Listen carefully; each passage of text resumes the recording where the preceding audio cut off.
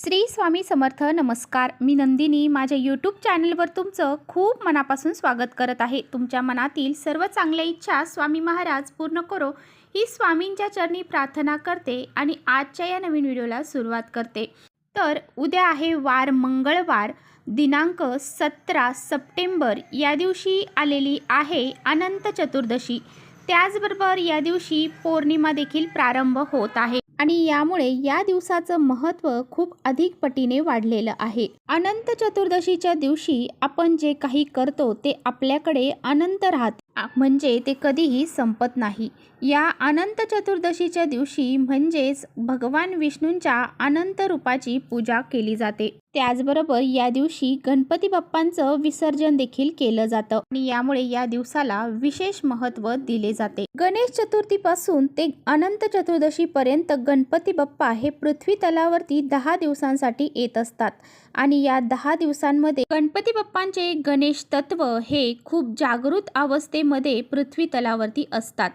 म्हणजे 1000 पटीने त्यांचे गणेश तत्व हे पृथ्वी तलावरती जागृत अवस्थेमध्ये असतात आणि ह्या वातावरणामध्ये आपण काही सेवा, काही पूजा, काही उपाय करतो तर त्याचे फळ देखील आपल्याला प्राप्त होते. आणि म्हणून आजच्या व्हिडिओमध्ये मी तुम्हाला अतिशय प्रभावशाली असा उपाय सांगणार आहे.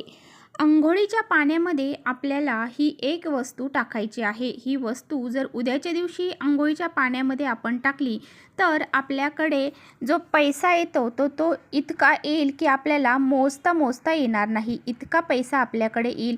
7 पिढ्यांचं दारिद्र्य आपलं नष्ट होऊन जाईल आणि आपल्या ज्या काही कठीणातील कठीण इच्छा आहेत तर त्या नक्की पूर्ण होतील. असा हा अत्यंत प्रभावशाली उपाय कसा करायचा आहे याबद्दलची संपूर्ण माहिती आजच्या व्हिडिओमध्ये आपण जाणून घेणार आहोत. त्यामुळे तुम्ही कुठेही व्हिडिओ स्किप न करता शेवटपर्यंत नक्की बघा, जेणेकरून तुमच्यापर्यंत योग्य ती माहिती पोहोचेल. आपल्या चॅनलवर नवीन असाल तर चॅनलला सबस्क्राईब करा आणि असेच माहितीपूर्ण व्हिडिओ पाहण्यासाठी बेल आयकॉनलाही प्रेस करा. म्हणजे मी जेव्हा नवीन व्हिडिओ अपलोड करेन त्याचं नोटिफिकेशन सर्वात अगोदर तुम्हाला भेटेल आणि तुम्ही एकही व्हिडिओ मिस करणार नाही. त्याचबरोबर कमेंट्समध्ये ओम गण गणपते नमः हे लिहायला देखील विसरू नका. व्हिडिओ आवडला, माहितीपूर्ण वाटला तर आपल्या मित्रपरिवारांसोबत शेअर देखील करा. आता पहा, हा जो उपाय मी तुम्हाला सांगणार आहे तर तो उद्या आपल्याला करायचा आहे. तर पहा, उद्याच्या दिवशी तुम्हाला जर ब्रह्ममुहूर्तावर उठून स्नान करणे शक्य झालं तर तुम्ही उद्याच्या दिवशी ब्रह्ममुहूर्तावर उठून स्नान करावे. कारण पहा, ब्रह्ममुहूर्तावरती दैवी शक्तींचा प्रभाव हा खूप जास्त प्रमाणामध्ये असतो. त्यामुळे आपल्याला त्या ऊर्जेचा खूप मोठा परिणाम आपल्यावरती झालेला बघायला मिळतो. तर पहा, बऱ्याच वेळा काय होतं, आपण खूप कष्ट मेहनत करतो परंतु आपल्या कष्टाला, मेहनतीला नशिबाची साथ मिळत नाही. आता ही नशिबाची साथ मिळण्यासाठी आपण जे काही कष्ट मेहनत करतो त्यासाठी आपल्याला काही उपाय देखील करायचे असतात. तर अशा काही विशिष्ट तिथी आहेत, तर या विशिष्ट तिथींवरती जे काही आपण उपाय करू तर त्याचे योग्य फळ आपल्याला प्राप्त होते. म्हणजे जे काही कष्ट मेहनत करतो त्याला नशिबाची साथ मिळत असते. त्याचबरोबर पैसा हा आपल्या घरामध्ये टिकून राहत नाही. पैसा आला की कोणत्या ना कोणत्या मार्गाने घरातून बाहेर निघून जातो आणि आपल्याकडे दारिद्र्य येते. तर हे दारिद्र्य, गरिबी सर्व दूर करण्यासाठी, त्याचबरोबर आपल्या काही इच्छा असतात पहा, त्या इच्छा पूर्ण करण्यासाठी आपल्याला हा जो उपाय आहे ना तर तो करायचा आहे. हा उपाय केल्यामुळे आपल्या धनासंबंधित समस्या दूर होतात. फक्त असं नाही तर आपल्या कुंडलीतले जे ग्रह दोष असतात ते सुद्धा दूर होऊन जातात. तर पहा, पैसा हा प्रत्येकाला हवा असतो. माझ्यापासून तर तुमच्यापर्यंत प्रत्येकजण ह्या लक्ष्मीसाठीच कष्ट करत असते आणि ही लक्ष्मी आपल्या घरात आली आणि ती जर स्थिर राहिली तर हे प्रत्येकालाच आवडते. त्यामुळे पहा, आपल्या घरात लक्ष्मी स्थिर राहण्यासाठी, आर्थिक समस्या आपल्या दूर होण्यासाठी आपल्याला हा उपाय उद्या करायचा आहे. पहा, एकदा आपल्याकडे लक्ष्मी प्रसन्न होऊन आली आणि ती घरामध्ये स्थिर जर झाली तर आपल्या ज्या काही समस्या, अडचणी, दारिद्र्य आहे तर ते संपुष्टात येते, म्हणजे ते संपूर्ण नष्ट होऊन जाते. पहा, उद्या आपल्याला अंघोळीच्या पाण्यामध्ये काही वस्तू टाकायच्या आहेत. त्यातली पहिली वस्तू जी आहे ती म्हणजे 2 हिरव्या वेलची आपल्याला अंघोळीच्या पाण्यामध्ये टाकायच्या आहेत. वेलची ही माता लक्ष्मीला आकर्षित करण्यासाठी खूप महत्त्वाची ठरली जाते. माता लक्ष्मीला वेल ही खूप आवडते, त्यामुळे माता लक्ष्मी आपल्या घराकडे आकर्षित होते. त्यानंतर आपल्याला ह्या अंघोळीच्या पाण्यामध्ये चिमूटभर लाल चंदन टाकायचं आहे.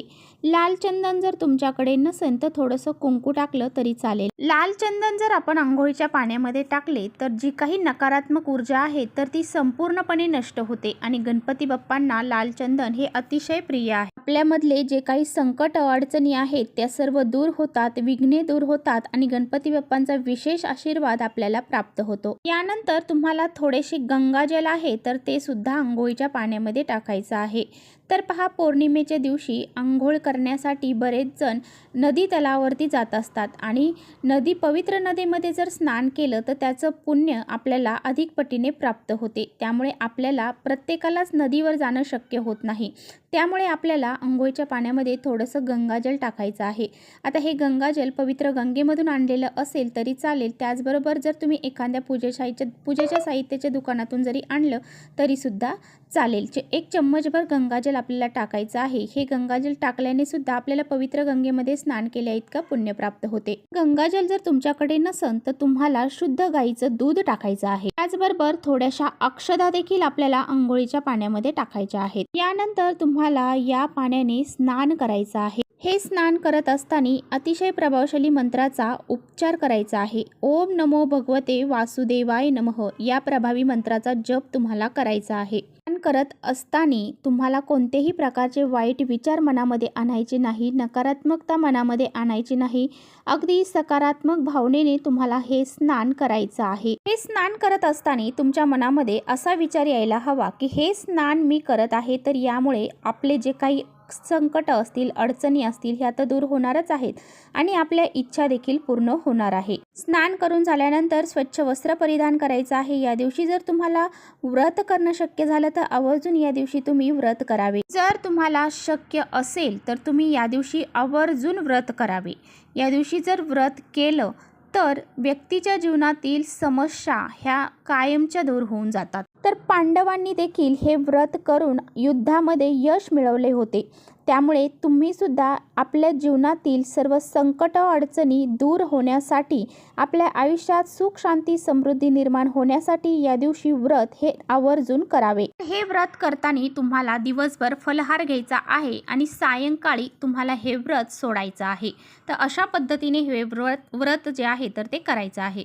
त्याचबरोबर या दिवशी भगवान विष्णूंच्या अनंत रूपाची पूजा केली जाते, त्यामुळे तुम्हाला या दिवशी भगवान विष्णूंची विधिवत पूजा करायची आहे। गणपती बाप्पांचं विसर्जन करणार असाल तर या दिवशी गणपती बाप्पांची पण विधिवत पूजा करायची आहे। आवडतीचे फुलं दुर्वा त्यांना अर्पण करायचे आहेत आणि त्यांना आनंदाने निरोप द्यायचा आहे। तर पहा, अशा पद्धतीने तुम्हाला हा उपाय करून ह्या ज्या काही सेवा आहेत त्यासुद्धा करायच्या आहेत। तर चला इथेच थांबवते माझा व्हिडिओ तुम्हाला थोडा जरी आवडला असेल तर नक्की लाईक करा। चॅनलवर नवीन असाल तर चॅनलला सबस्क्राईब करा। परत भेटूया अशा छानशा व्हिडिओसोबत, तोपर्यंत श्री स्वामी समर्थ।